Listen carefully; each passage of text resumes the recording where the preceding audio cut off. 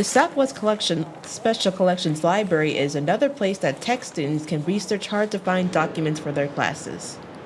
Randy Vance, reference manager of the library, explains what the library has available for students. For Texas Tech students, most of them come here the first time as class projects. Many of those students, once they find out we are here and what resources we have, they will come back. We have all types of material here. Besides books, we have manuscripts, photographs, maps, oral histories. All of these items will help students in their projects. There are a lot of history and anthropology students that come here because in the Southwest Collection, that's some of the types of material we have. Now, we are a closed-stacks, non-circulating library, which means that people can't check anything out and that we will pull everything for them. Vance said it is important for students to go to this library. And while that seems inconvenient for some people, a lot of times the reason they come to this library is because they can't find the material they're looking for anywhere else. So the upside of being non-circulating is that material is always here, so they always have a place to come where they can find it.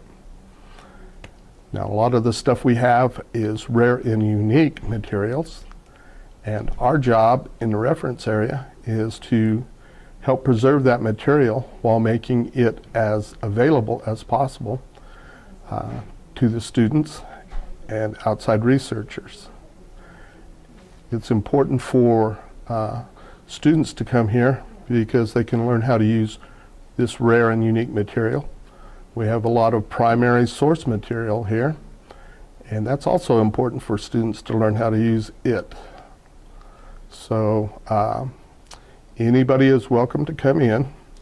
The first time anybody comes in, they have to register. You register once an academic year, and everybody has to log in and out of the reading room, this room behind us here. Those doors are locked, and there's always somebody at the counter to help you out. Curtis Peoples, Associate Archivist for the Crossroads of Music Archives, explains how he got his job. The Crossroads Music Archive, I started in November of 2002 is when I started for the Crossroads Music Archive. I had been working for the Vietnam Archive before that, which is also located in this building but separate from the library.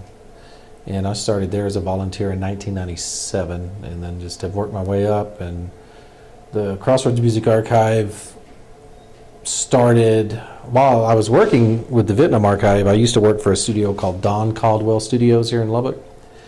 And when the original location closed down, all the master tapes were moved to some barns and things. I was like, oh, this stuff's going to get ruined in the elements of dust and heat and things like that. And so I got some people together and we moved those master tape collections over here.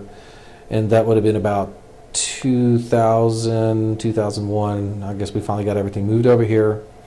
And I came on in November 2002 as archivist for the collection and working in the audio-visual department for the Southwest Collection Special Collections Library.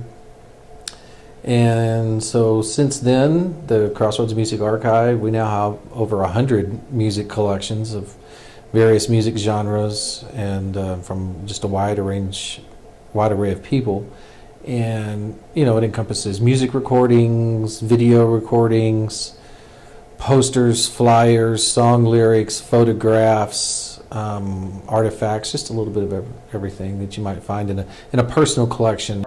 Later, Peoples gives us a tour of what is upstairs of the Southwest Collection Library. You know, it looks a lot what you would see in a library, you know, but you can see it goes all the way down over here, and it goes two more sections over that away. We've got lots of library books and things over here. All of this is movable shelving, so that it's sort of space-saving shelving, just to help consolidate space up here. And so As you go down, you'll see just tons and tons of documents. Within this building, we have the University Archives.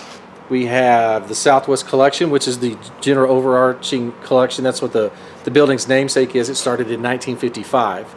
And but collections predate that back to the beginnings of the university when Elizabeth West, first librarian here, started collecting ranch records. And so we have those records here. And so there's University Archives, there's rare books, there's our James Sow Family Natural History Collection, the Crossroads Music Archive.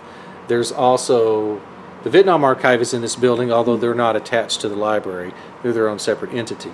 Coming in August, we'll have Remnant Trust in the building, which are old books and manuscript type materials that students will be able to come in and look and do research with, and they're coming in August. So we have a lot going on in the building. This is Halima Fasasi reporting for The Hub and MCTV.